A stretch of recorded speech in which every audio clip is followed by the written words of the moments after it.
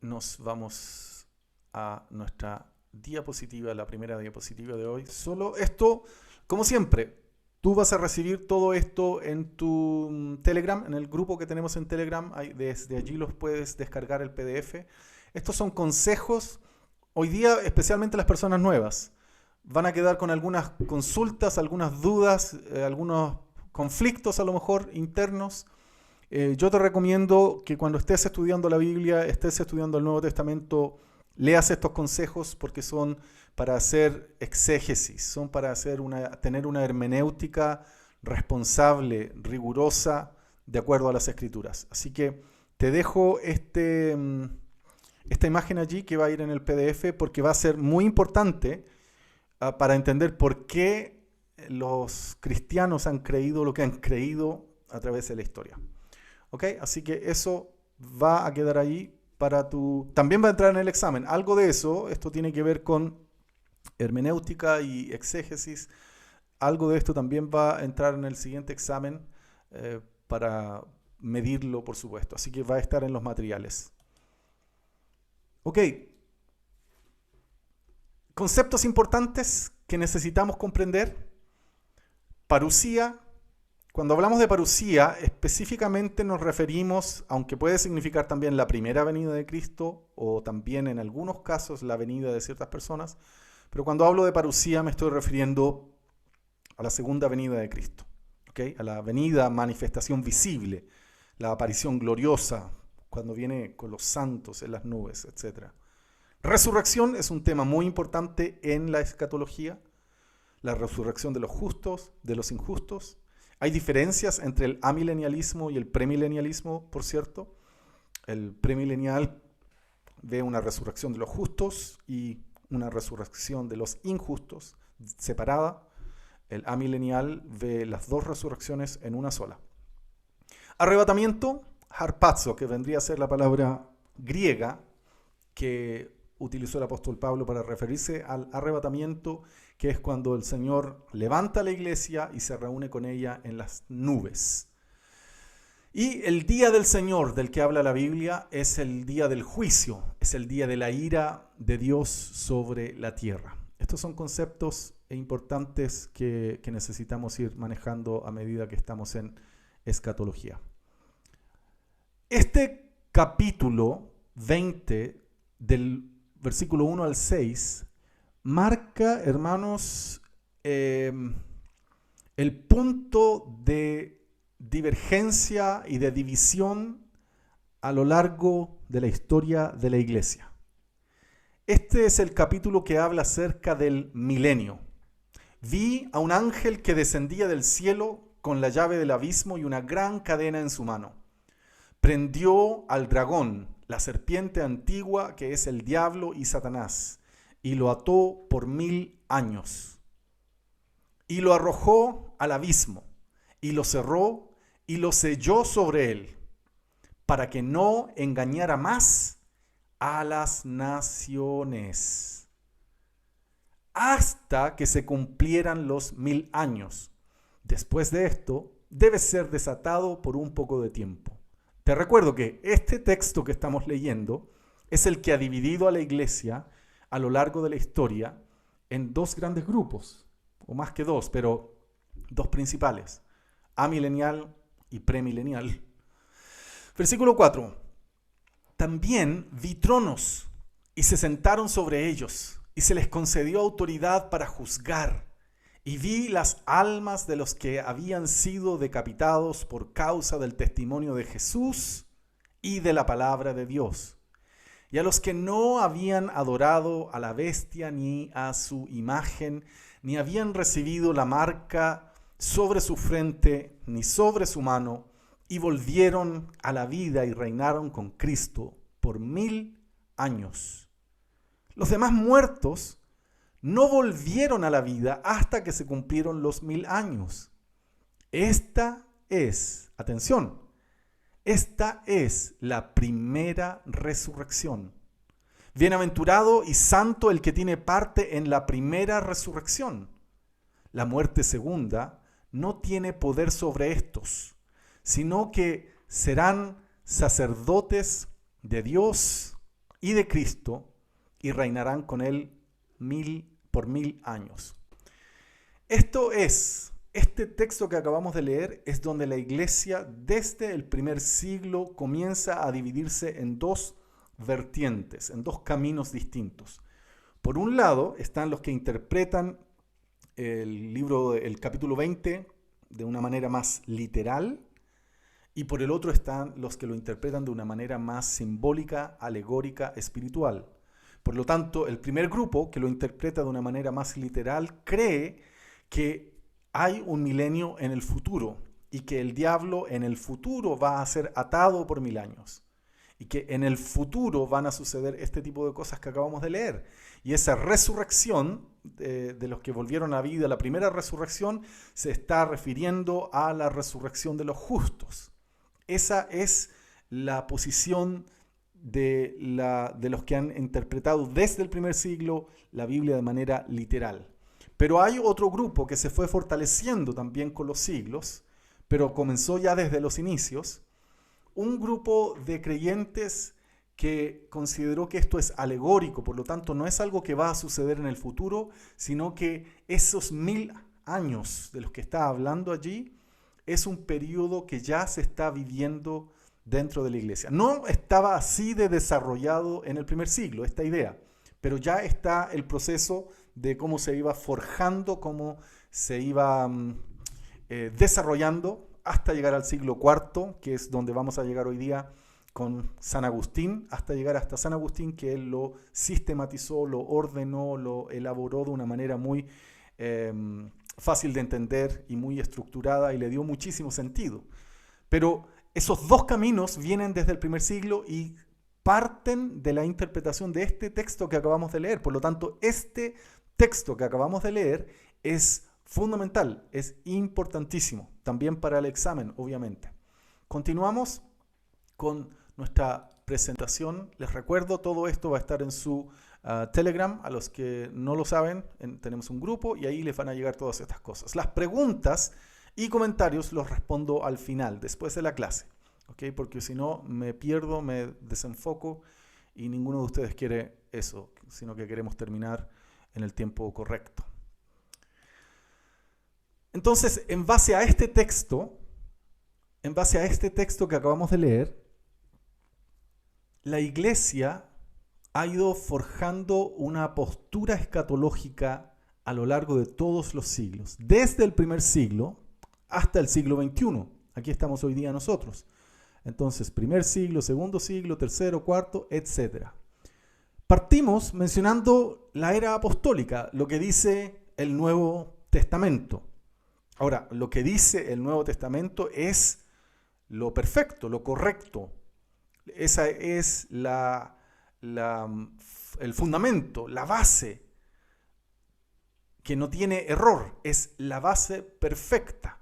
Entonces, lo que hayan enseñado los apóstoles aquí, lo que hayan creído y recibido por revelación los apóstoles, es la verdad bíblica acerca de la escatología y acerca de los últimos tiempos, acerca del milenio, acerca del reino, etc.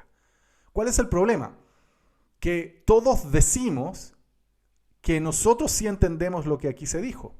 Entonces empiezan a formar diferentes posturas y todas aseguran que entienden qué es lo que realmente los apóstoles enseñaron. Entonces, cuando tienes 1, 2, 3, 4, 5 diferentes posturas, por eso es importante la exégesis y un proceso hermenéutico bien hecho, porque con esas herramientas tú puedes encontrar una manera concreta, con la ayuda de Dios, del Espíritu Santo, en oración, por supuesto, para entender realmente qué es lo que ellos enseñaron. Ahora bien, ¿cuál es la postura más firme, más oficial, más presente en aquellos tiempos? Es algo que se llamó o se llama el premilenialismo histórico. El premilenialismo histórico ya tenemos registros desde finales del primer siglo en adelante. Tenemos registros que nos muestran lo que ellos creían en aquel tiempo. Entonces, desde el primer siglo, segundo, tercero y cuarto por aquí, comienza a decaer un poco porque hay la siguiente que les voy a mencionar, comienza a tomar más fuerza, pero se mantiene muy muy débil a lo largo de todos estos siglos y vuelve a tomar relevancia en el siglo XVIII, XIX, XX y por supuesto hoy día. Y hoy día está cobrando muchísima relevancia. Los que son nuevos en nuestros cursos, les advierto que no confundan, por favor, premilenialismo histórico con el premilenialismo dispensacional, porque no son lo mismo. Vamos a verlo más adelante. Entonces, así se fue dando a través de la historia la posición premilenialista histórica o clásica. Ya vamos a hablar qué es lo que ellos creían. Pero luego de eso, el siglo IV, finales del siglo IV, comienzos del V, Agustín, San Agustín es la figura clave con esto, y comienza ya de manera más oficial, porque ya existía de antes, comienza de manera más oficial a promoverse, y la iglesia comienza a sostener la postura amilenial, aunque en ese tiempo no se llamaba amilenialismo, no conocían ese concepto, tampoco premilenialismo. A los premilenialistas les llamaban milenialistas, ¿ok? Los milenialistas o mileniales, porque creían en el milenio. Hoy día, para efectos de entendernos mejor, hablamos de premilenialismo. Ok, entonces tenemos el amilenialismo que nace entonces o se ordena y se hace más oficial y más fuerte en el siglo IV, V, con la figura de San Agustín, y propone que hay un reino espiritual, que no hay un reino físico de 1000 años que va a venir, sino que hay ya un reino espiritual. Vamos a entrar enseguida a los detalles de cada una de estas posturas para que tengas claro qué es lo que ellos enseñaban y lo que ellos creían. Luego llegamos aquí al siglo XVI, 1517, 1519, llegamos al tiempo de la Reforma Protestante. Los reformadores se mantuvieron amilenialistas, no fueron premilenialistas. Ellos, los reformadores, restauraron toda la doctrina de la iglesia, pero interesante es darnos cuenta de que en lo escatológico ellos se ciñeron al amilenialismo que venía recién en el siglo IV a hacerse más oficial y más fuerte, más organizado. Ellos no se convirtieron en premilenialistas históricos, los reformadores. Estoy hablando de Lutero, de Zwinglio, de Calvino, Knox y muchos otros. Ok, entonces los tenemos aquí. Los reformadores siguieron. Ahora, esta franja amarilla, si tú conoces la historia, tú sabes que en este proceso es cuando la Iglesia Católica comienza a gobernar. El Imperio Romano se convierte al cristianismo, o primero tolera con Constantino y más tarde con otro emperador reconoce como la religión oficial. Por lo tanto, se transforma la Iglesia en el Imperio Romano mismo y aquello es conocido como la Iglesia Católica. Y por lo tanto la Iglesia Católica que proviene desde ese periodo hasta el día de hoy, sigue siendo amilenial. Sigue siendo amilenial en su declaración oficial. Los reformadores entonces, amileniales también. Vamos a ver ya qué es amilenial y premilenial. Luego aparece algo conocido como el postmilenialismo, también lo vamos a ver. Y acá al final, en el siglo XIX, recién en el 1830, aparece el dispensacionalismo y el premilenialismo dispensacional. Aparece recién aquí las características que vamos a ver en algún momento. Hay un esfuerzo enorme por los hermanos dispensacionalistas, por intentar encontrar hacia acá algún vestigio, algún manuscrito, alguna cosa que para poder decir que ellos no comenzaron aquí, sino que comenzaron acá desde los inicios. Lamentablemente para ellos no lo hay, y los ejemplos que usan, cuando tú los revisas de manera objetiva, te vas a dar cuenta que no están hablando de lo mismo que ellos enseñaban acá, sino que están hablando de otro tipo de cosas. Cuando lleguemos a esta parte de la clase, vamos a hablar de esto. No sé si terminamos hoy día o si lo hacemos la próxima semana, pero cuando lleguemos al premilenialismo dispensacional vamos a tocar este tema también. Diferencias que habían en ellos. Si yo le hiciera preguntas al premilenialista histórico, al amilenialista, al postmilenialista y al premilenialista dispensacional, si yo le pregunto ¿cuándo es el arrebatamiento de la iglesia?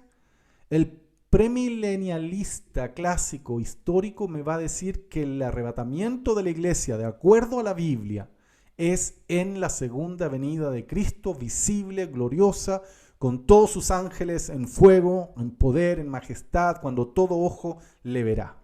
Eso es lo que creyó la iglesia en este tiempo, desde aquí en adelante. Esa era la posición de la iglesia.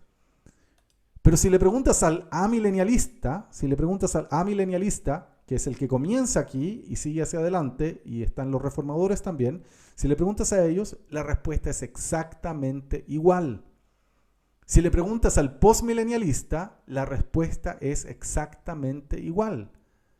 La iglesia estuvo en un acuerdo, estuvieron de acuerdo doctrinalmente en este punto, en los demás no, pero en este punto del arrebatamiento, estuvieron de acuerdo desde el primer siglo, segundo siglo, tercero, cuarto, quinto, sexto, séptimo, octavo, noveno, décimo, onceavo, doceavo, treceavo, catorceavo, quinceavo, dieciseisavo, no sé si se dice así, décimo sexto, décimo séptimo, décimo octavo, décimo noveno, vigésimo y vigésimo primero. La iglesia, tanto la iglesia premilenial histórica, amilenial y postmilenial, han estado de acuerdo durante toda la historia que el arrebatamiento de la iglesia sucede en la segunda venida de Cristo visible, gloriosa, en las nubes, cuando todo ojo le verá y cuando Él va a traer el día de la ira del Señor. Y aparece acá entonces, en el 1830, al final, aparece una nueva posición, una nueva postura llamada el premilenialismo dispensacional, que dice que el arrebatamiento de la iglesia es 7 años antes de la segunda venida de Cristo. E inserta allí un tiempo de la tribulación y muchas otras cosas que vamos a hablar enseguida. ¿Cuándo es el milenio? Si yo les pregunto ¿cuándo es el milenio a estas posturas? Para el premil histórico es después de la segunda venida de Cristo, después de la parusía. Si le pregunto a la amilenial, el milenio es entre la primera venida de Cristo, es decir, en el primer siglo, y la segunda, en el futuro, cuando Él regrese. Entonces, el milenio para ellos es ahora. El amilenial considera aquello, de esa manera responde a aquella pregunta. El postmilenial va a decirte que el milenio todavía no comienza, pero va a comenzar en cualquier momento y va a ser hasta justo antes de que Cristo regrese. Entonces es muy parecido, de hecho el postmilenialismo es como hermano del amilenialismo. Y el premilenialismo dispensacional está de acuerdo con el premilenialismo histórico y cree que el milenio va a ser después de la segunda venida de Cristo. ¿Por qué está de acuerdo? Lo que pasa es que el premilenialismo dispensacional, todo lo que es nuevo en el premilenialismo dispensacional fue desarrollado por principalmente Nelson Darby y sus seguidores.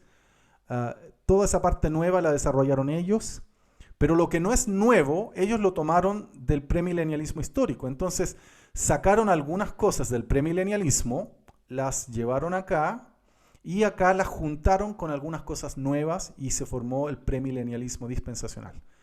Entonces, por eso se le llama premilenialismo también. Están de acuerdo en eso entonces, en que el milenio viene después de la venida de Cristo. ¿Cuándo comenzó el premilenialismo histórico? ¿Cuándo comenzó a promoverse, a creerse? Bueno, en el primer siglo y en el segundo siglo. Ese es el momento cuando comenzó a promoverse y comenzó a tomar fuerza. Entonces, cuando el amilenialismo en el siglo en el siglo IV. En el siglo IV comienza, yo lo dije delante, con Agustín, lo dije hace un ratito, con Agustín, pero ya hay señales del amilenialismo en el siglo II, pero no de manera oficial. También vamos a ver eso hoy día. El postmilenialismo comenzó en el siglo XVII aproximadamente, ¿ok? Aproximadamente. También pueden haber algunas referencias anteriores. y el premilenialismo dispensacional comenzó en el siglo XIX. ¿Okay? Este es el momento de las disculpas que mencioné hace un ratito, perdón, pero lo tengo que hacer.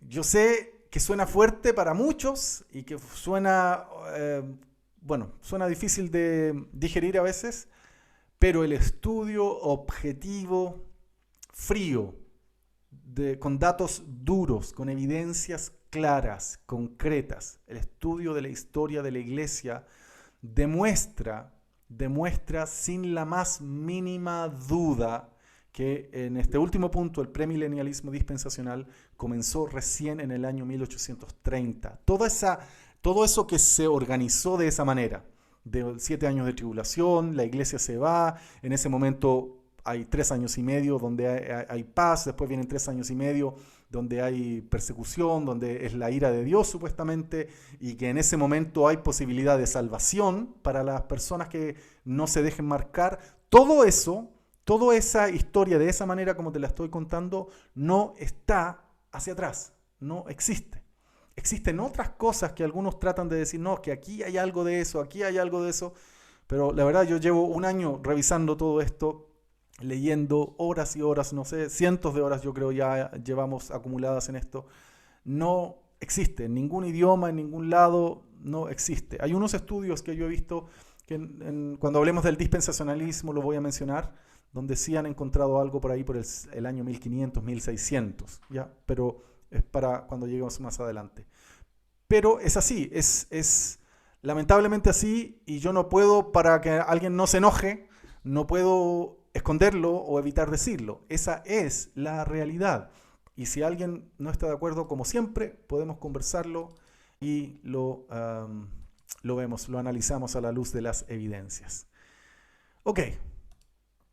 Este es el premilenialismo histórico o clásico, a grandes rasgos. Dale una mirada, por favor.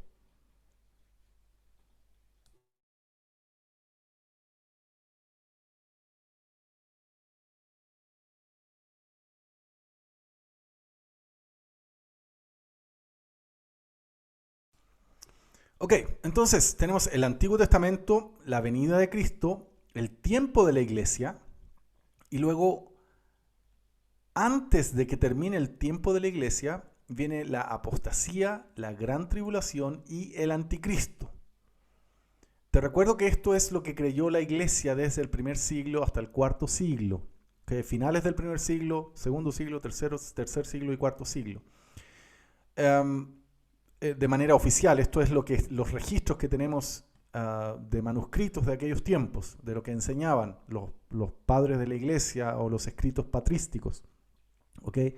Entonces, se viene a dar aquí una apostasía y una gran tribulación y la aparición del anticristo. Tanto la apostasía como el anticristo, entendiéndolo desde 2 de Tesalonicenses capítulo 2, y la gran tribulación entendiéndola en algunos casos de Mateo 24. No todos creen que es una gran tribulación a la cual se refirió Jesús en Mateo 24, pero sí se cree que hay en este momento, aquí al final, una gran tribulación antes del arrebatamiento de la iglesia. ¿Ok? Antes, eso es clave, porque esta es la principal diferencia con el dispensacionalismo en lo escatológico. ¿Ok? La gran tribulación es un tiempo que la iglesia lo atraviesa, lo pasa por ese tiempo, y después de la gran tribulación aparece el Señor en los cielos, y es la resurrección de los muertos en Cristo, la transformación de los que están vivos en ese momento, son levantados a las nubes y se encuentran con el Señor en las nubes. Luego de eso, desciende la ira de Dios sobre la tierra, y en algún momento, después de que la ira de Dios consumió la tierra, baja el pueblo de Dios junto con Jesús a la misma tierra y tiene el reinado milenial de 1000 años, valga la redundancia. Y acá, al final del milenio, sería el juicio del gran trono blanco. Esta es una gran diferencia con el amilenialismo y el postmilenialismo, ¿ok? Pero el premil histórico mira de esta manera el gráfico, el dibujo escatológico de la Biblia, Y luego de este juicio del gran trono blanco viene la eternidad, la nueva Jerusalén y todo aquello hacia adelante, lo que vemos en Apocalipsis capítulo 21 y 22. Entonces, el harpazo, es decir, el arrebatamiento y la resurrección, se producen después de la gran tribulación, en el mismo momento cuando Jesucristo viene en los cielos y todo ojo le ve venir. Es allí cuando se produce el arrebatamiento de la iglesia, y ellos lo entendían de esta manera y lo enseñaron de esta manera con la Biblia incluso. La Didaqué, esto les voy a mostrar algunos registros de que hay del primer siglo, ¿okay? Primer y segundo siglo. La Didaqué, algunos dicen que es un poco antes de terminar el primer siglo, otros la sitúan a principios del segundo siglo, o en el primer cuarto del segundo siglo. Pero la Didaqué es un documento que se escribió en esos tiempos para aclarar y para evitar que hubieran falsas doctrinas dando vueltas. Fue escrita por los pastores, por los obispos de aquel tiempo, para poner como una norma interpretativa para que las personas se pudieran como ordenar y no se armara un caos doctrinal, o con los bautismos, o cómo tratar a los profetas que vienen a la iglesia, etcétera, etcétera, etcétera. Y esto es lo que dice la Didaqué en el capítulo 16. Habla de los últimos días. Luego dice en el versículo 4, va a aparecer el seductor del mundo, refiriéndose al anticristo, como hijo de Dios, y hará señales y prodigios, y la tierra será entregada en sus manos, y cometerá iniquidades como no se han cometido desde siglos. Entonces la humanidad será sometida a prueba, y muchos se escandalizarán y perecerán. Pero los que perseveren en su fe serán salvados por el mismo que fue maldecido. Es decir, hay creyentes que son perseguidos y que están en ese tiempo del anticristo, de acuerdo a la Didaqué, que fue escrita a finales del primer siglo o principios del segundo. Entonces, ellos son los creyentes que tienen que perseverar en su fe. No habla en ningún caso aquí de que aquí solamente los que se quedaron después del arrebatamiento, no habla nada de eso. Aquí el texto, la lectura simple del texto, exegética también del texto de la Didaqué. Esto no es palabra inspirada, ¿ok? Esto no es la Biblia. Esto es un documento paralelo o después del canon del Nuevo Testamento, que nos muestra lo que creía la iglesia. Nos muestra lo que creía la iglesia. Por eso es importante. Y entonces, bueno, hay persecución, pero los que perseveran, los creyentes, la iglesia que persevera, va a ser salvada por el mismo que fue maldecido en la cruz, refiriéndose a Cristo. Entonces, porque viene Cristo, aparecerán las señales auténticas. En primer lugar, el signo de la abertura del cielo. Luego, el sonido de la trompeta. En tercer lugar, la resurrección de los muertos, no de todos los hombres. Aquí da a entender la Didaqué que hay dos resurrecciones, la de los justos y la de los injustos. ¿Ok? La Didaqué lo da a entender así. Esto es un dato importante porque vamos a verlo cuando hablemos del amilenialismo y el postmilenialismo. Entonces, para los que hayan escrito la Didaqué, hay una resurrección de los muertos, pero no de todos cuando viene Jesús, sino que los santos que vienen con él, refiriéndose aquí a 1 Tesalonicenses 4, versículo 13, si mal no recuerdo. Entonces son los que durmieron en Cristo, los creyentes que murieron en Cristo y que son resucitados y vienen con el Señor en ese sentido de que son resucitados y el espíritu de ellos que está con el Señor. Entonces viene allí en la segunda venida de Cristo. Y entonces el mundo verá al Señor viniendo sobre las nubes del cielo, es decir, en ese momento. Ok, no tenemos más tiempo para seguir analizándolo. Si tienes dudas, me las escribes por interno después y las podemos ir conversando, pero esa es la lectura más simple y más clara del texto de la Didaqué. Ireneo también dijo en el 140 al 202, el que ha de venir matará a 3 y someterá al resto a su poder, hablando del anticristo. Y él mismo será el octavo entre ellos, y asolarán a Babilonia, la quemarán con fuego, y darán su reino a la bestia, y harán huir a la iglesia. ¿Ok? Y después de eso serán destruidos por la venida de nuestro Señor. Aquí vemos a Ireneo dando a entender con claridad, de nuevo, que él piensa que la iglesia atraviesa por la gran tribulación, o por lo menos atraviesa por la persecución del anticristo.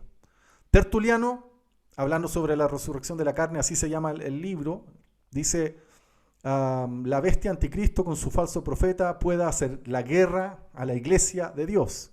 Ahí tenemos otro dato más, y hay muchos más. Hipólito: el tirano reinará y perseguirá a la iglesia, que huye de ciudad en ciudad y busca ocultarse en el desierto entre las montañas.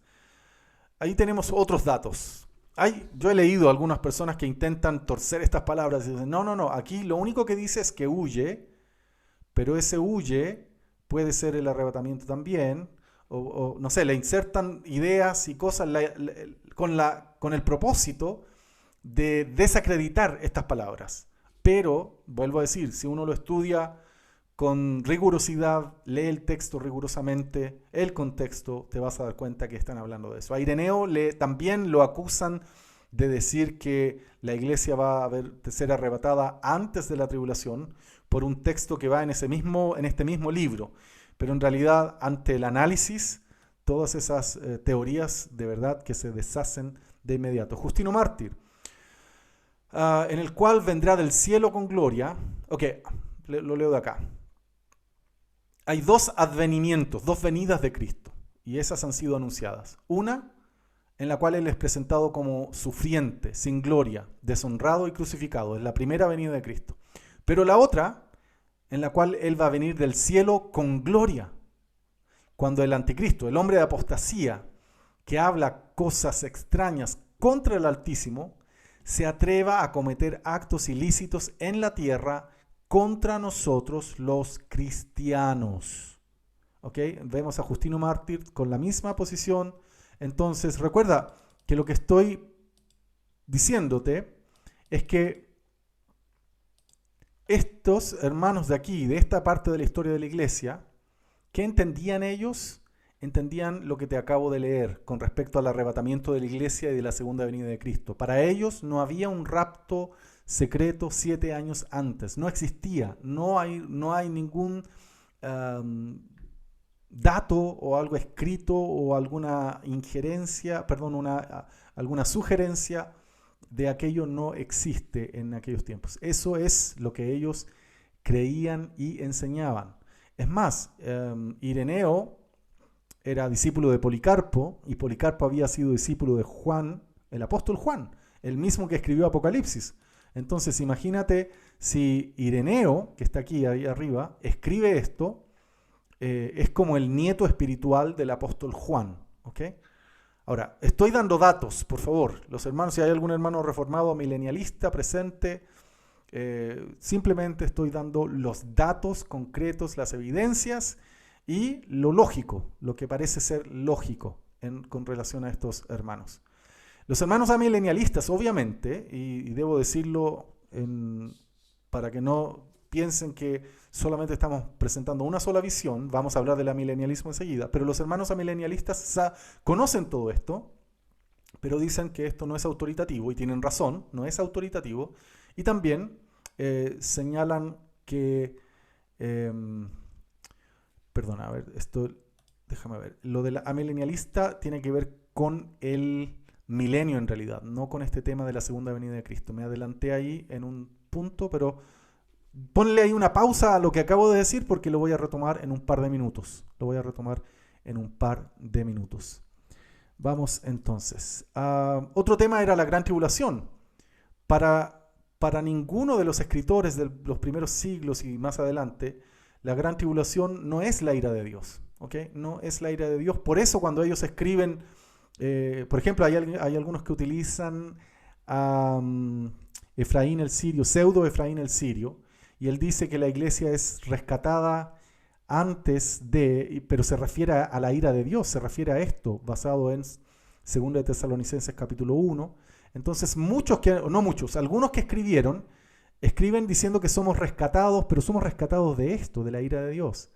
Ahora, hablamos la semana pasada que la gran tribulación, de manera absoluta podemos decir que no es la ira de Dios.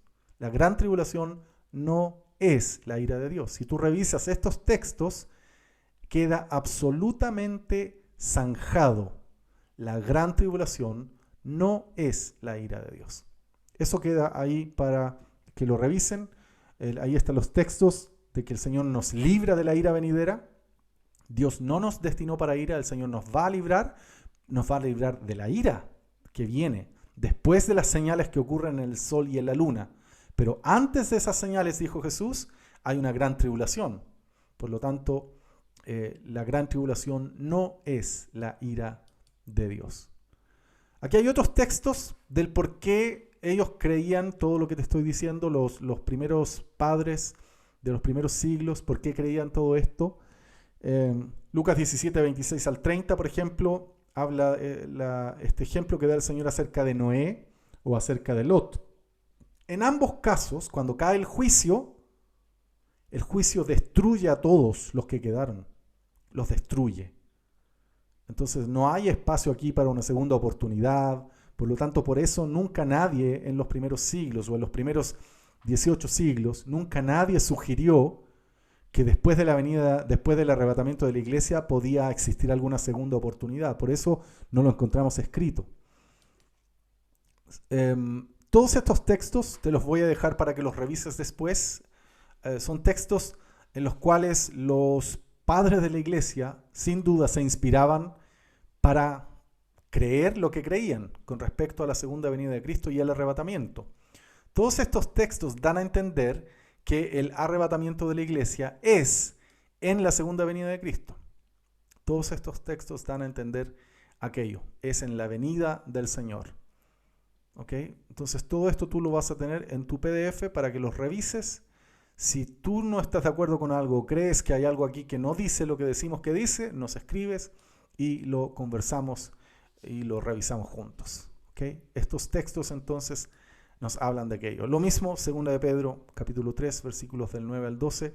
También todos estos son los versículos en los cuales los padres de la iglesia y también los amilenialistas y los postmilenialistas comprendían para poder asegurar que el arrebatamiento de la iglesia es en la segunda venida de Cristo. ¿Okay? Yo les destaqué con rojo las palabras claves. Por ejemplo, para mostrarles aquí está hablando del día del Señor que viene como ladrón. Y los cielos van a pasar con estruendo, van a ser destruidos con fuego, los elementos. O sea, todo es destruido. No puede quedar nadie ahí de pie para vivir una gran tribulación. Entonces, o para poder volver a tener una segunda oportunidad. Pero aquí dice el apóstol Pedro que la iglesia está esperando y apresurando esa misma venida del día de Dios, en el cual los cielos serán destruidos por fuego. Entonces la iglesia espera la llegada del día del Señor. La iglesia espera esta llegada.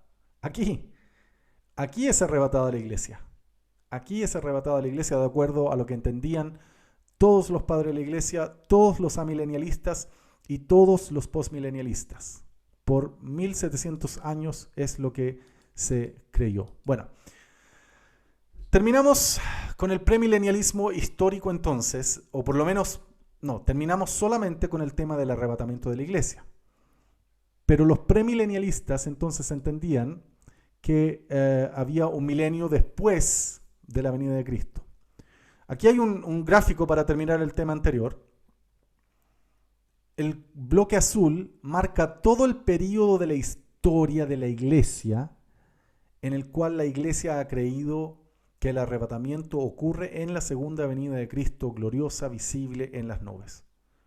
Todo eso abarca la historia de la iglesia cuando ha creído aquello. Y ahí está el premilenialismo histórico, el amilenialismo y el postmilenialismo. Y acá está la iglesia que cree que hay un rapto pretribulacional antes de la parusía, antes de la segunda venida de Cristo. Y a eso le llamamos premilenialismo dispensacional. Esto entonces, hermanos, es la historia. Esto es un dato duro. Esto es irrefutable. Esto es de verdad irrefutable. Esto es lo que demuestra toda la evidencia. Toda la evidencia. Entonces, ¿qué es lo que sucede? Que a veces algunas personas nos escriben diciendo que estamos enseñando falsa doctrina, por ejemplo, pero ellos no saben que esto, lo que estamos hablando, es lo que la iglesia ha creído siempre. Lo nuevo en la iglesia es el rapto pretribulacional. Eso es lo nuevo. Es completamente nuevo en la historia de la iglesia desde el primer siglo hasta el siglo XIX. ¿Ok? Seguimos entonces ahora con la parte, con el premilenialismo histórico, pero hablemos del milenio. ¿Cómo sabemos que los padres de la iglesia creían en un milenio? ¿Por qué se llama premilenialismo? Considera eso. Mira el mapa o el gráfico que tengo aquí y piensa, ¿por qué se llamará premilenialismo?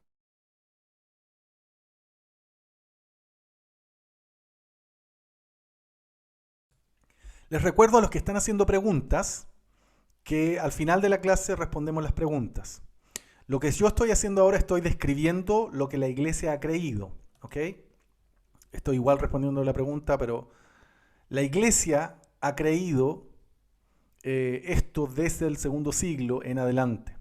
Entonces, a lo mejor tú llegaste tarde a la clase, pero he dado todos los argumentos ya hacia atrás donde escriben de manera explícita que la iglesia sí atraviesa la gran tribulación, ¿ok? O escriben que la iglesia atraviesa la persecución del anticristo. Eso fue lo que han escrito desde los inicios de la iglesia en el segundo siglo, tercer siglo y cuarto siglo en adelante.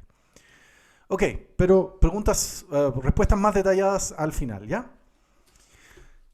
Todo lo que hemos dicho hasta ahora está respaldado con datos, con evidencia clara, concreta, así que no te preocupes por eso, toda la evidencia la puedes tener ahí y en nuestro grupo de Telegram están todos los PDF.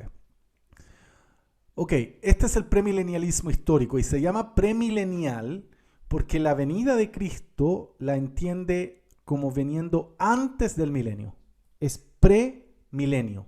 La venida de Cristo, premilenio. Por eso le llamamos premilenialismo, porque el prefijo pre significa antes. Entonces, antes del milenio viene Cristo. ¿Y cómo lo entendía el premilenialismo histórico entonces? El naranjo es todo el tiempo de la iglesia. Antes de la venida de Cristo viene el tiempo de la apostasía, la gran tribulación y el anticristo, y la iglesia atraviesa, de acuerdo a lo que enseñaron todos los padres de la iglesia en los primeros 4 siglos, la iglesia atraviesa la gran tribulación o la persecución del anticristo y es rescatada de esa misma persecución, de acuerdo a lo que también plantea allí Mateo 24, es rescatada en ese momento, cuando está siendo perseguida. Lo mismo dice 2 de Tesalonicenses capítulo 1. ¿Okay? Por eso yo les di todos estos textos, porque en estos textos, estos son algunos solamente, hay muchos más, pero estos textos son los que hablan de eso. Por eso los padres de la iglesia creían esto. Por ejemplo aquí, porque después de todo es justo delante de Dios retribuir con aflicción a los que os afligen. Y a ustedes, la iglesia se está refiriendo, darles alivio, y también a nosotros. ¿Cuándo viene el alivio para la iglesia? Cuando el Señor Jesús sea revelado desde el cielo con sus poderosos ángeles en llama de fuego, dando retribución a los que no conocen a Dios. Y todo el resto de los versículos bíblicos, estos y hay muchos más. Si alguien quiere tener un PDF con todos los textos, yo lo tengo disponible, me lo piden solamente. Pero esos son los versículos que los padres de la iglesia y también los amileniales y los postmileniales que vinieron después les llevaron a creer como un absoluto, con lo cual yo estoy de acuerdo, que el arrebatamiento de la iglesia es en la segunda venida de Cristo. ¿Ok? Es en la segunda venida de Cristo. Ok. Y esto vendría a ser entonces el premilenialismo histórico. Premilenialismo histórico. Aquí tenemos algunos datos de lo que ellos creían del milenio. ¿Okay? Aquí hay un enemigo de los mileniales. Así se les llamaba en los primeros siglos. No se les llamaba premileniales, se les llamaba los mileniales.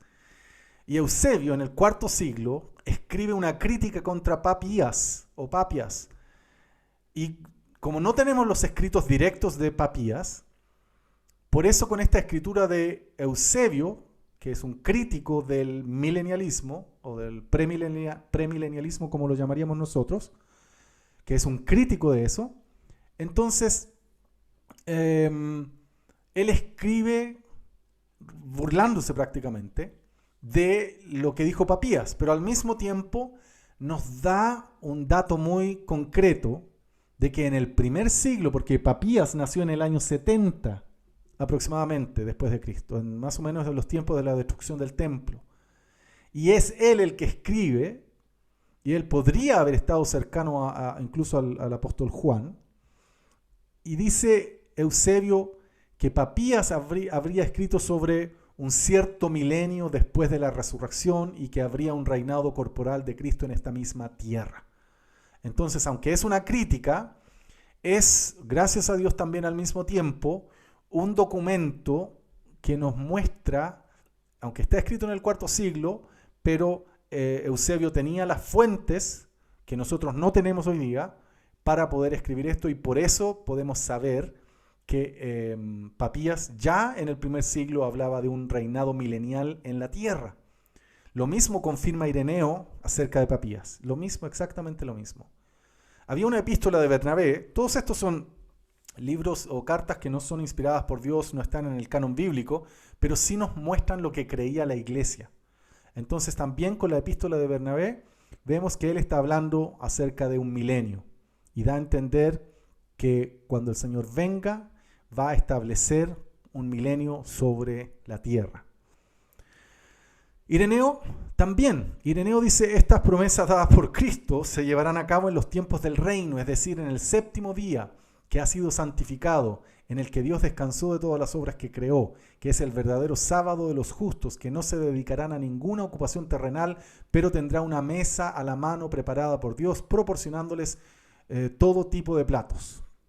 Ireneo también mencionó que la promesa hecha a Abraham se iba a cumplir, pero a la descendencia, y como en ese tiempo no había idea de que los judíos podrían volver a recuperarse, él no interpretó, como todos los demás lo hicieron, que Israel podría ser recipiente de las promesas hechas a Abraham, sino que las interpretó para la iglesia. Es decir, dice aquí, junto con su descendencia, es decir, los que temen a Dios y creen en Él. Y también él nos habla de la alegorización de la profecía bíblica. Él comienza, que esto es importante, porque yo te voy a hablar ahora mucho de la alegorización en esta última parte que nos queda. Estamos por terminar ya pronto, nos quedan 20 minutos de clase y estamos por terminar, pero esto de la alegorización es sumamente importante, porque hasta el momento hemos estado hablando de dame un segundo. Hasta el momento hemos estado hablando de la interpretación literal que todos estos primeros creyentes hicieron de las Escrituras. Es decir, en el primer siglo, en el segundo siglo, tercer siglo, habían estado interpretando de manera literal Apocalipsis capítulo 20 acerca del milenio. Lo estaban interpretando de manera literal, por lo tanto creían en el milenio después de la resurrección. Pero aquí es donde se produce un conflicto entre lo literal y lo alegórico, y eso es lo que vamos a ver a continuación. A ver, si resumimos, estamos viendo las posiciones de la iglesia y hemos visto varias a través de toda la historia, las mencionamos primero todas, pero ahora estamos recorriendo todos esos pasos. Hemos ya analizado el premilenialismo histórico o clásico que se mantuvo desde finales del primer siglo hasta el cuarto, quinto siglo, y ha vuelto a tomar fuerza en los últimos 3 siglos también, o 2 siglos. Ese es el premilenialismo histórico. Y dentro de ese premilenialismo histórico aprendimos que lo que ellos entendían con respecto a lo escatológico es que el arrebatamiento de la iglesia sucede en la segunda venida de Cristo después de la persecución del anticristo, después de la tribulación. ¿Ok? Eso es lo que ellos enseñaban, que la iglesia atraviesa la gran tribulación, perseguida por el anticristo, y Jesucristo aparece en los cielos, todo ojo le verá, rescata a la iglesia y luego derrama el día de la ira de Dios. Por lo tanto, la gran tribulación y el día de la ira de Dios no son lo mismo, de acuerdo a lo que dice la Biblia. Y eso es lo que ellos leían también de la Biblia y por eso creían esto. Lo mismo en cuanto a esto creían lo mismo los amileniales y los postmileniales, es decir, la iglesia en sus primeros 1700 años de historia tuvo uniformidad y esto fue lo único que creyó. No creyó en un rapto pretribulacional, esto fue lo único que creyó en sus primeros 1700 años. Y luego de eso, entonces, después del premilenialismo histórico aparece el amilenialismo en el siglo IV y a ese vamos a ir ahora a entenderlo y ahora vamos a ir a mirarlo. Ok, conversemos ahora de esto, porque Ireneo anticipó que se estaba dando una alegorización. Ahora, ¿existía el amilenialismo en los tiempos del primer y segundo siglo? La verdad es que parece que sí. La verdad es que al parecer el amilenialismo ya existía. El premilenialismo histórico, a ver, tenemos aquí, este es el premilenialismo histórico, ¿ok? Que empezó aquí, que es todo lo que les acabo de describir hasta ahora. Hemos estado solamente hablando del premilenialismo histórico. Ahora, el amilenialismo aparece aquí en el cuarto siglo, finales del cuarto, comienzos del quinto, como algo organizado, sistematizado. Pero vamos a leer ahora un texto muy interesante de Justino Mártir. En el diálogo de Justino y Trifón, capítulo 20, habla del milenio. Dice, pero yo y otros que somos cristianos de mente recta en todos los puntos, estamos seguros de que habrá una resurrección de los muertos y 1000 años en Jerusalén, que será edificada, adornada y engrandecida, como los profetas Ezequiel e Isaías y otros declaran. ¿Okay? Es decir, Justino Mártir lee las profecías y las interpreta de manera literal. Es decir, si dice que va a levantar a Jerusalén, va a reconstruir Jerusalén, la va a adornar, si dice aquello, entonces está hablando de la ciudad específica de Jerusalén. Lo toma de manera literal. Por eso el milenialismo, que hoy llamamos premilenialismo, parte de la base de creer las profecías de manera literal. Pero mira el dato que nos da Justino. En un diálogo que él tiene con un judío, él escribe todo este diálogo. Y le responde por una pregunta un poco inteligente que le hace Trifón, como para decirle si realmente cree en el milenio o solamente está hablando de esto. Justino le responde y le dice, no soy un tipo tan miserable, Trifón, como para decir una cosa y pensar en otra. Ya le admití anteriormente que yo y muchos otros somos de esta opinión, es decir, creemos en el milenio después de la resurrección. Y creo que eso sucederá, dice Justino, como seguramente usted sabe. Pero, por eso lo puse con rojo, pero, por otro lado, le he dicho que muchos que pertenecen a la fe pura y piadosa y son verdaderos cristianos, piensan de otra manera. No dice son amileniales, pero la verdad es que la única contraparte al ser milenial es amilenial. Por lo tanto, es seguro, que ya desde el segundo siglo habían algunos cristianos que no creían en el premilenialismo o en el milenialismo que era sostenido por la mayoría de los padres de la iglesia y de lo que era la posición más firme de la iglesia en ese momento. Pero nos da a entender Justino que ya habían algunas personas que no creían en aquello. Por lo tanto, eso los convierte en amilenialistas. Ahora, ¿qué es el amilenialismo? ¿Qué es el amilenialismo? Esto es lo que cree el amilenialismo. El amilenialismo cree, este es el tiempo cuando viene Jesús, tenemos el tiempo de la iglesia en naranjo, todo esto es el tiempo de la iglesia. ¿Qué es lo que cree el amilenial? A diferencia del premilenial, que el premilenial cree que después de la venida de Cristo comienza el milenio, el amilenial cree que el milenio está aquí, ahora, ya, desde la primera venida de Cristo hasta la segunda venida de Cristo. Y por eso se le llama amilenial, porque el prefijo a significa sin, quiere decir sin milenio. No hay milenio, o dicho de otra manera, hay un milenio simbólico, un milenio espiritual, un milenio alegórico, y la iglesia está reinando tanto en la tierra como en el cielo con Cristo en este preciso momento, paralelo a la gran tribulación, paralelo a la persecución, paralelo a los sufrimientos. La iglesia está viviendo en las dos cosas, está viviendo en el milenio y está viviendo en la persecución.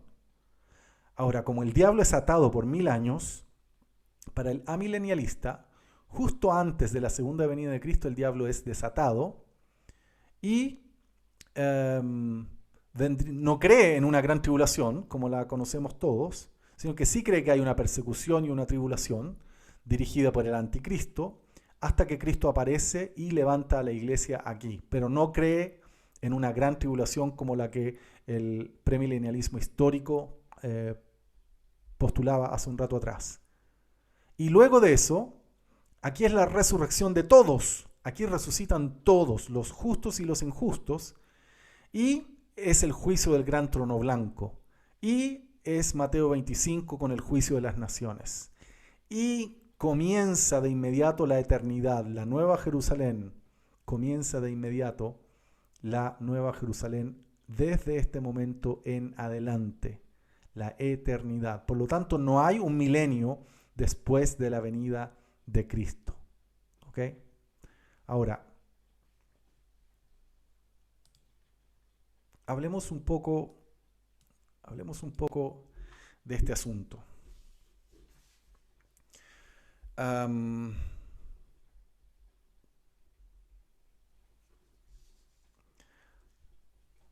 un segundo. ¿Dónde nace? ¿Cómo nace el amilenialismo? Esto es importante, esto es una de las cosas más importantes de esta clase, entender esto, ¿ok?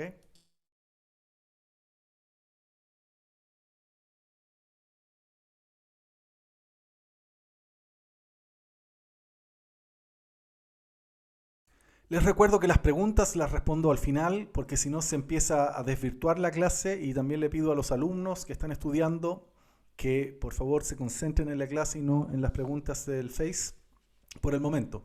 Ya quedan unos minutos más y terminamos la clase y ahí nos dedicamos a responder preguntas.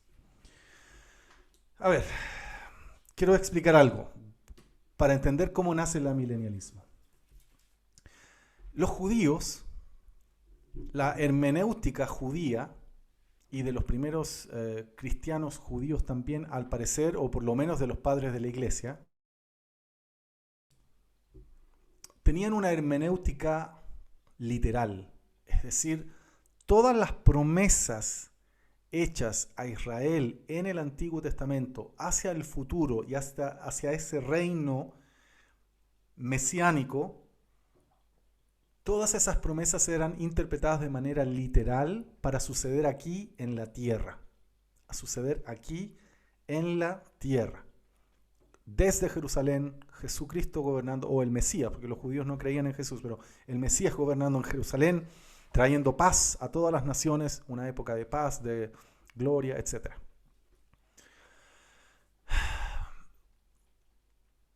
Los primeros cristianos, yo creo, aquí doy mi opinión, pon la opinión de Jorge solamente, del pastor Jorge, esta es la opinión. Yo creo que los primeros cristianos también tenían esa misma manera de interpretar, por lo que leo en Hechos capítulo 1, cuando le dicen, ¿restaurarás el reino a Israel ahora o cuándo?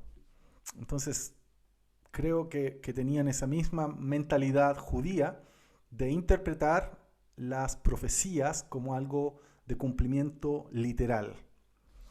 Los padres de la iglesia, como acabamos de leer, de los primeros siglos, tenían esencialmente un enfoque y un énfasis también literal. Creían que iba a cumplirse. Y por eso les acabo de leer a Justino Mártir, era cierto, que él mismo decía, dame un segundo, era Justino, él mismo decía, sí, Justino, no era Ireneo, perdón. Ireneo había anunciado que podían haber algunos que comenzaran a alegorizar, a hacer espiritualizar estas promesas y de esa manera evitar un cumplimiento literal.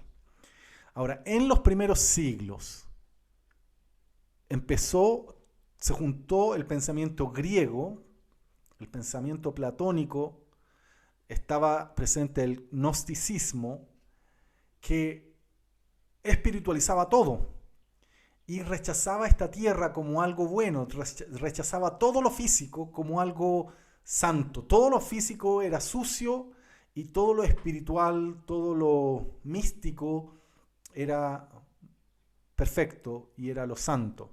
No estoy hablando de la iglesia ni de los judíos, estoy hablando del pensamiento griego, que sin duda se choca con la iglesia. Entonces, si tú lees 1 Corintios 15, te das cuenta que Pablo está defendiendo la resurrección de los muertos, la resurrección de Cristo y la resurrección de los creyentes también. ¿Por qué? Porque ya en ese momento, en el primer siglo, habían personas que dentro de la iglesia que estaban espiritualizando la resurrección. Entonces estaban enseñando, por eso está escrito capítulo 15 de Corintios, 1 de Corintios, estaban enseñando que la resurrección de la que la Biblia habla era el momento cuando tú le entregas tu vida a Cristo. Te quiero leer un comentario, permíteme leer un comentario bíblico que dice lo siguiente, acerca de ese capítulo. ¿Okay? Pablo ha afirmado que Cristo fue resucitado de los muertos. Ahora les pregunta, en el versículo entre el 12 y el 19, ¿por qué algunos corintios estaban negando la doctrina de la resurrección? No rechazaban en realidad la doctrina de la resurrección, sino que la reinterpretaban diciendo que la resurrección de Cristo fue espiritual. Enseñaban que con Cristo ellos también habían sido resucitados de los muertos el día en que fueron bautizados. De esta forma, para ellos la resurrección era un asunto que ya había acontecido y algo que tenía una importancia transitoria. No creían que fuese una doctrina fundamental de la fe cristiana y por tanto estaban en peligro de quedar fuera, ser separados de la iglesia como herejes. Y en otro lugar Pablo dice que Himeneo lo entregó a Satanás por haber naufragado en cuanto a su fe. Primera de Timoteo 1, 19 y 20. Himeneo y Fileto negaron la doctrina de la resurrección corporal, destruyendo la fe de algunos creyentes. Segunda de Timoteo 2, 17 y 18. No sabemos cuánta era la gente de Corinto que cuestionaba esta doctrina, qué influencia tenían en la iglesia o quiénes eran. En vista del largo discurso que Pablo asigna a esta doctrina particular, suponemos que estos corintios eran influyentes.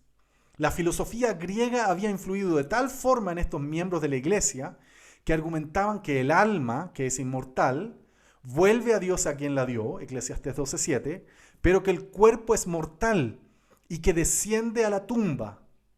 Creían que el alma se levanta para estar con Dios y gozar de vida eterna, pero que el cuerpo es destruido. Entonces, esta mentalidad griega que le agrega el valor solo a lo espiritual, hacía que negaran que la resurrección física pudiera suceder. Entonces, por favor, los hermanos reformados y amilenialistas que me están escuchando, no estoy diciendo que el amilenialismo sea el gnosticismo o la cultura griega o el pensamiento griego, pero sí quiero decir algo de cómo se empezó a preparar y cómo se fue dando la discusión. A los milenialistas, los que hoy llamamos premileniales, se les acusó, e incluso Agustín, voy a entregarles en el chat del Telegram, los que están pidiendo el link, lo pueden pedir por interno enseguida terminando la clase, yo se los mando, no se preocupen.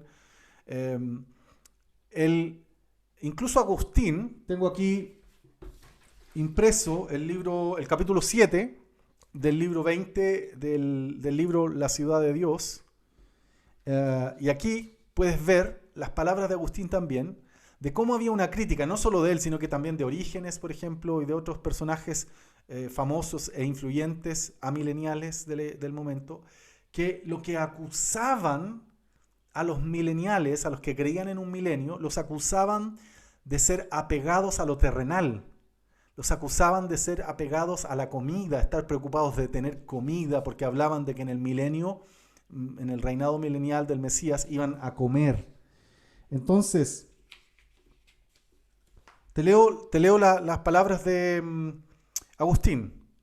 Aquellos, refiriéndose a Apocalipsis 20, aquellos que sobre la base de este pasaje han sospechado que la primera resurrección es futura y corporal, se han movido, entre otras cosas, especialmente por el número de 1000 años, como si fuera conveniente que los santos disfrutaran así de una especie de reposo sabático durante ese periodo, una vacación santa, después de las labores de los 6000 años, desde la creación del hombre, y que fue expulsado de la bendición del paraíso a causa de su gran pecado, a los infortunios de esta vida mortal, de modo que así como está escrito, un día con el Señor es como 1000 años, y un día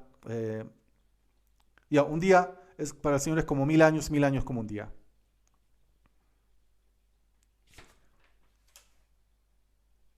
Esta opinión, dice Agustín, no sería objetable si se creyera que el gozo de los santos en ese sábado o en ese milenio será espiritual y consecuente con la presencia de Dios. Porque yo también una vez sostuve esta opinión. Agustín había sido premilenial o milenial. Pero como afirman aquellos que luego resuciten, disfrutarán del ocio de inmoderados banquetes carnales, provistos con una cantidad de carne y bebida, no sólo como para sorprender los sentidos de una persona templada, sino que incluso como para superar la medida de la credulidad misma. Tales afirmaciones acerca de un milenio solo pueden ser creídas por los carnales. Aquellos que lo creen son llamados quiliastas o mileniales espirituales. Sería un proceso tedioso refutar estas opiniones punto por punto. Preferimos mostrarles cómo este pasaje de las Escrituras debe ser entendido. Okay.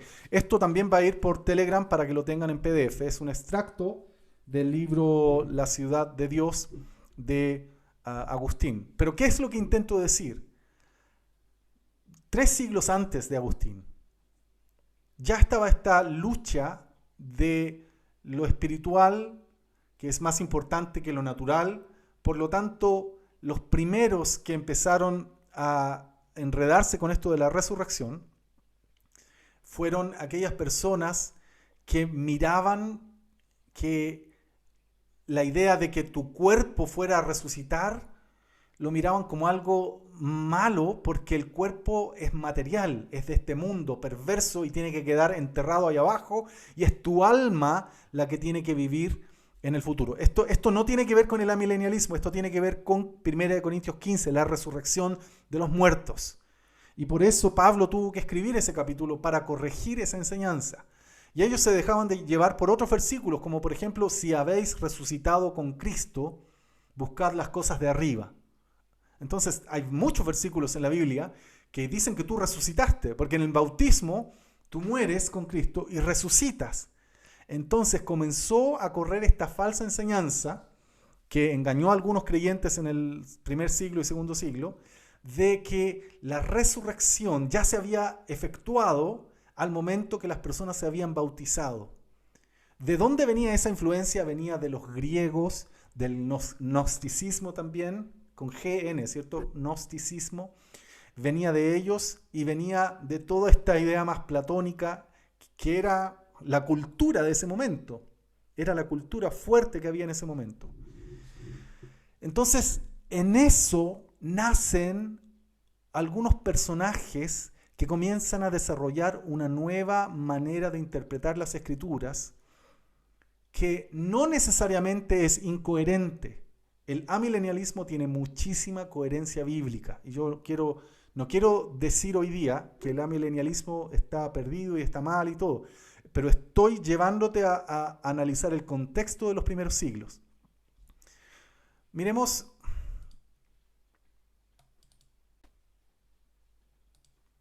el amilenialismo, entonces está ahí. Él interpretó Apocalipsis capítulo 20 de una manera más espiritual, más alegórica.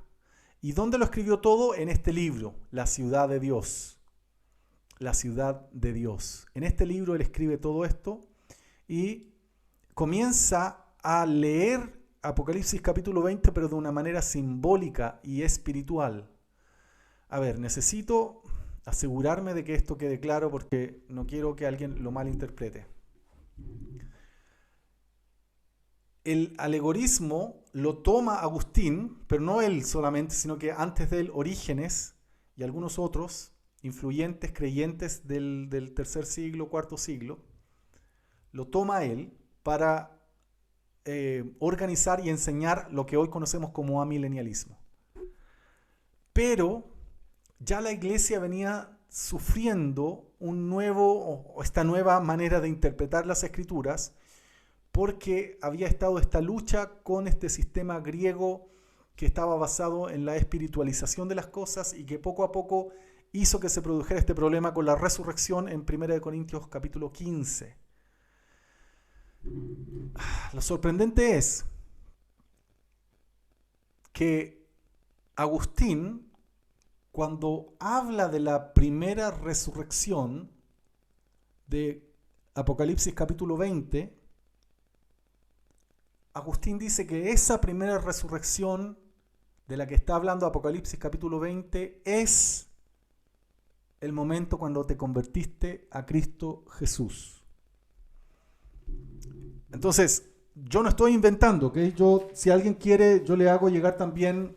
Yo imprimí, estos son materiales que yo tengo en Logos, imprimí un comentario bíblico y me parece que es incluso reformado el comentario acerca de 1 Corintios 15 para estudiar ese tema del gnosticismo y este problema de la resurrección como la habían vuelto alegórica. Es decir, no va a haber una resurrección física, sino que va a haber es una resurrección que ya se llevó a cabo en el momento que las personas se arrepintieron de sus pecados, tuvieron un encuentro con Cristo. Entonces eso ya se da en el primer siglo, en el tiempo del apóstol Pablo. Entonces estoy hablando con datos duros, ¿okay? Con datos concretos, no estoy especulando algo.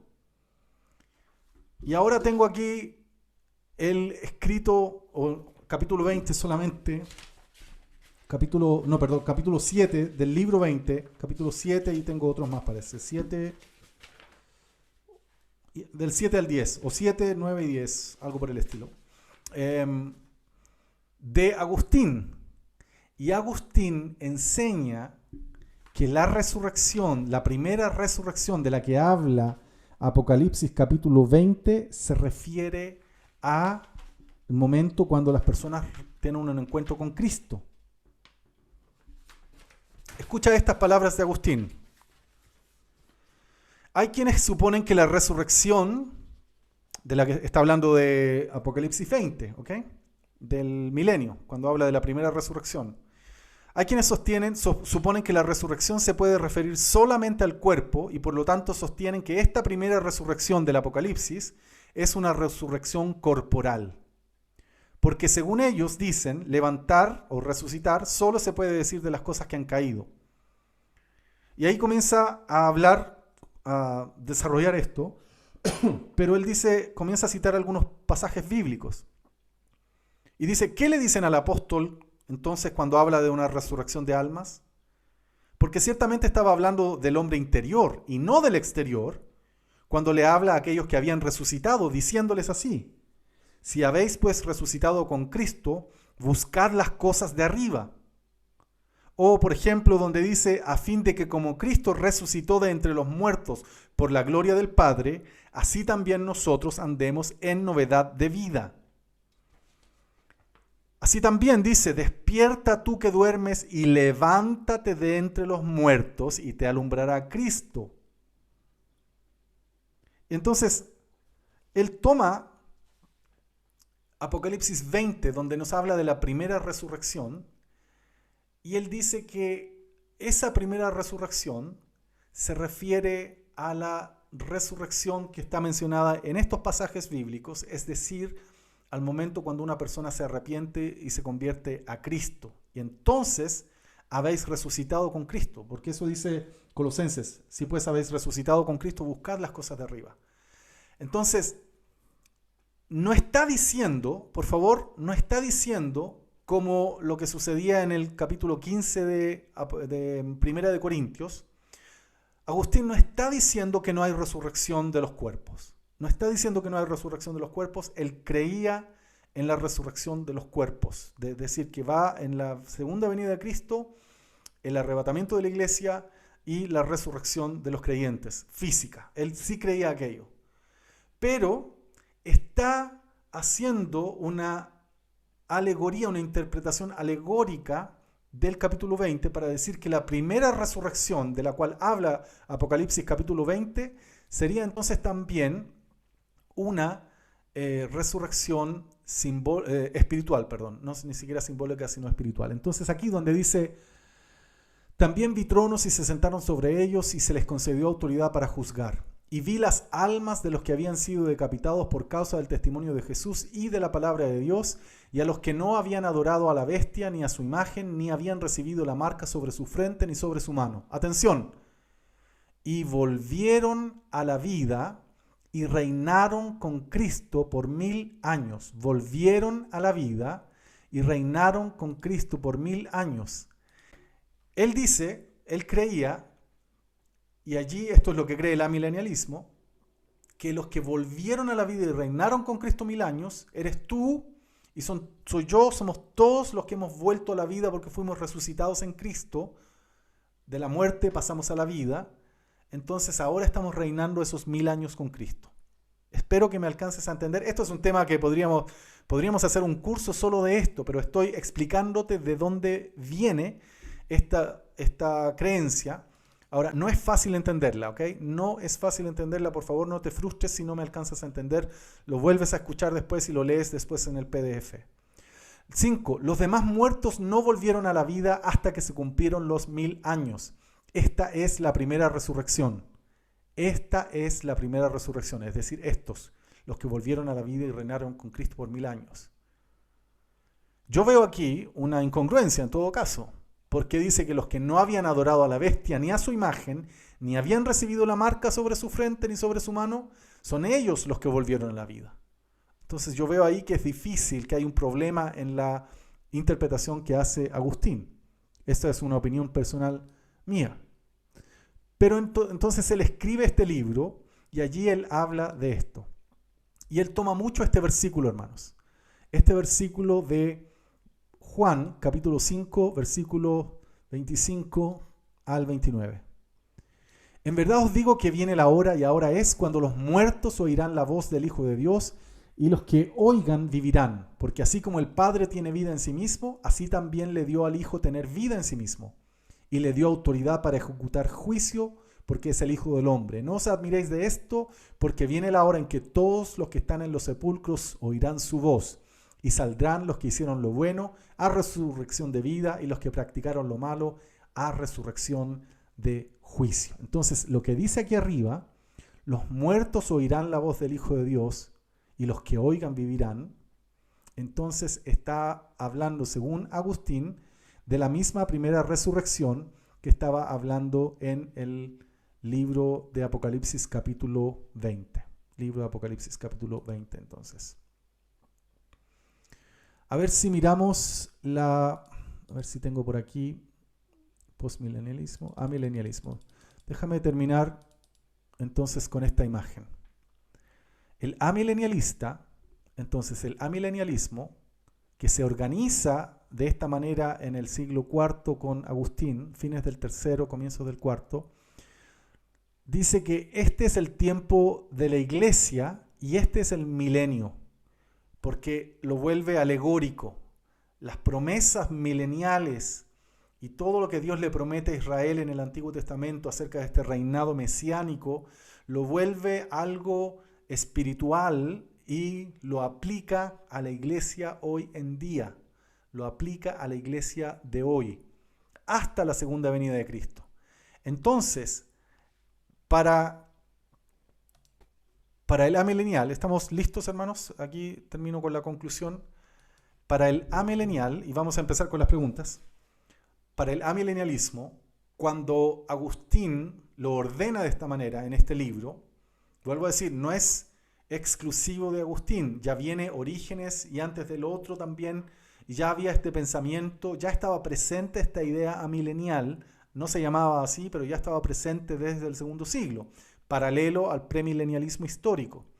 Entonces, cuando Agustín en el siglo IV lo ordena de esta manera, Agustín es la base de los reformadores. Bueno, es la Biblia, obviamente, pero Agustín es como el mentor de Lutero, de Zwinglio, de Calvino, viene a ser como el mentor o el que influencia a estos hombres que aparecieron 1000 años después, ¿ok? 1100 años después aparecen los reformadores. Estamos hablando en este momento recién del siglo IV y los reformadores aparecen en el siglo XVI.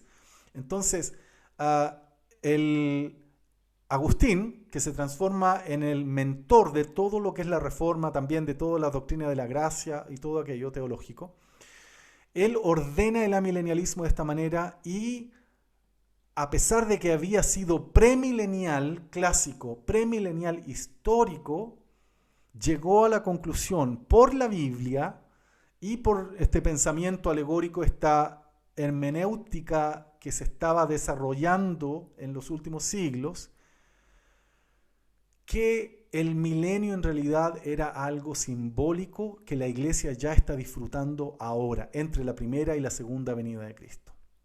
Entonces, todo lo alegoriza en el capítulo 20. Por ejemplo, el diablo es atado por 1000 años. El diablo, para Agustín y para todo amilenialista, el diablo está atado en este momento. Pero ese atado no significa que desapareció o que no está presente, sino que significa, como es simbólico solamente, significa que se le impide engañar a los verdaderos creyentes, a los verdaderos hijos de Dios.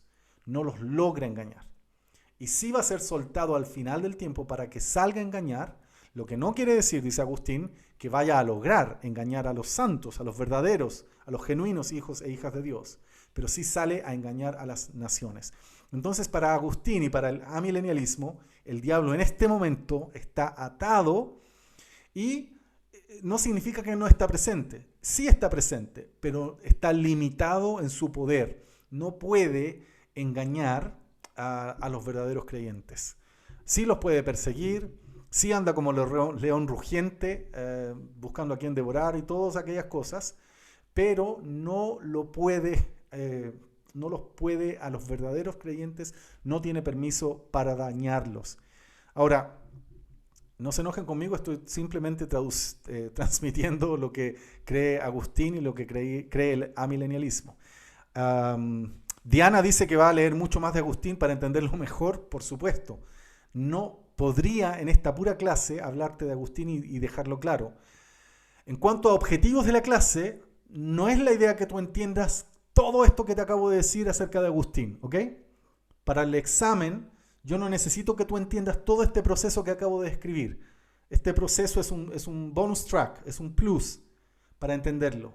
Pero sí necesito que entiendas para el examen qué es el premilenialismo histórico y clásico, qué es el amilenialismo y cómo se fue dando en estos primeros siglos de la historia y todo el resto de las cosas que he mencionado, conocer algunos versículos que apoyen el premilenialismo histórico, algún versículo que apoye el amilenialismo, conocer los personajes, algunos padres de la iglesia, saber qué es la didaqué, todo eso sí, como profe te digo, sí, eso por favor debes tenerlo claro, pero esta parte que te estoy hablando, que es difícil, que estoy mezclando el gnosticismo, la influencia griega que hubo en los primeros siglos y luego esta hermenéutica que se desarrolló, esta hermenéutica que alegoriza. Eso no va a entrar directamente en la prueba porque sé que no es tan fácil entenderlo. Pero eso es entonces. Agustín toma aquello y lo empieza a desarrollar y lo ordena, a pesar de haber sido premilenial. Tengo algunas quotes, algunas citas de Agustín por ahí en mis documentos, donde él, en algunas enseñanzas que había hecho antes, habla del milenio, apoya el milenio, pero él cambia de opinión y comienza a ver las escrituras y empieza a tener una nueva visión. Ahora, el premilenialismo histórico también tiene problemas, también tiene algunas cosas que son difíciles de explicar, también tiene algunas cosas que es difícil de poder conciliar, ¿okay? También las tiene, y por eso Agustín, cuando era premilenial, de pronto se empieza a dar cuenta que hay cosas que es difícil en algunas áreas poder entender cómo se va a aplicar el reinado milenial de Cristo. Es difícil. ¿Quiénes van a haber sacrificios? ¿Va a haber un templo? ¿Quiénes van a ser las personas? Si se supone que todos perecieron bajo la ira de Dios. Hay un montón de preguntas así que hace difícil poner en la práctica la posición premilenial histórica, que ahora respondo una pregunta de Nante. Nosotros somos premileniales históricos, ¿ok? Creemos, nuestra posición se acerca a la posición premilenial histórica, a la clásica. Pero es difícil, algunas cosas del premilenialismo, especialmente que tienen que ver con el milenio, son difíciles de entender cómo pueden llegar realmente a llevarse a cabo. Y no hay versículos bíblicos que te lo aclaren. Entonces, seguramente, Agustín se vio en ese conflicto.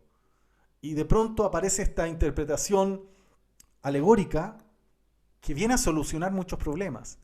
El amilenialismo, la interpretación, la hermenéutica amilenialista, que es alegórica y que vuelve espiritual ciertas cosas, la verdad es que soluciona varios problemas. Soluciona en el sentido de que ya no te tienes que quebrar la cabeza para saber cómo Dios puede cumplir todo lo que le prometió a Israel, porque supuestamente ahora ya se cumplen en la iglesia de una manera espiritual, etcétera, etcétera, etcétera. Por lo tanto, lo simplifica en ese sentido. Y eso fue lo que le gustó probablemente a Agustín. Y esa fue la posición entonces de la iglesia después de Agustín, por 1000 años, todo el proceso de la iglesia católica, y después cuando comienza la reforma, en el 1517, 1519, acá en Zúrich también, ahí comienza la reforma y ellos continúan con la posición amilenial, y eso. Y ahí terminó la clase hasta hoy día, ¿ok? Hasta